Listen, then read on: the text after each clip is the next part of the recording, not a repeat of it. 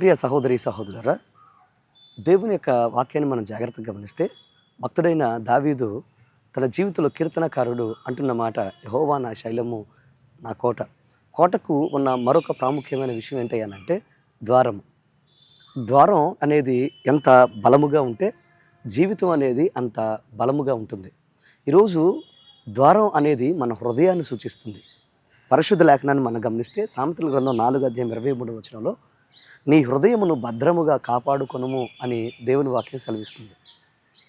ప్రియ తమ్ముడు, చెల్లి, ప్రియ సహోదరి సహోదరుడా, నీ యొక్క కోట లాంటి నీ జీవితానికి నీ హృదయం అనేది ద్వారం అని మర్చిపోకు. అందులోనికి నీ జీవితంలోనికి ఏ శత్రువు ప్రవేశించకూడదు. అది చెడు అలవాట్లు కావచ్చు, చెడు స్నేహాలు కావచ్చు, చెడ్డ జీవితం కావచ్చు. నీలోనికి అది ప్రవేశించిందంటే నీ జీవితాన్ని, నీ కోటను సర్వనాశనం చేస్తుంది.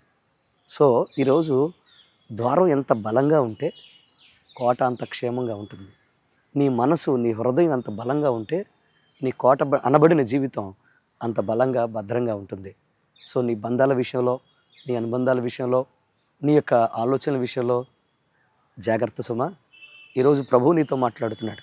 దేవుడు మీతో మాట్లాడుతుండగా ఈ కోటలోనికి నువ్వు ఎలాగైతే నీ జీవితంలో కోటలాంటి నీ జీవితాన్ని నిర్మించుకోవాలని ఎలాగైతే ఆశపడుతున్నావో, ఆ కోట బలముగా, పవిత్రంగా, పరిశుద్ధంగా ఉంటే ఆ కోటలోనికి ప్రభువు ప్రవేశిస్తాడు.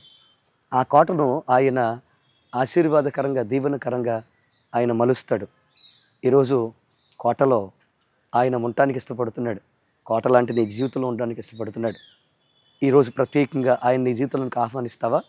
ఆహ్వానించగలిగితే నీ జీవితం ఆశీర్వాదకరంగా, దీవెనకరంగా మారిపోతుంది. భక్తుడు అన్నట్టుగా, యెహోవా నా శైలము, నా కోట, నా కేడము, నేను నమ్ముకొనదగిన సహాయకుడు అని ఆయన తెలియజేస్తున్నాడు.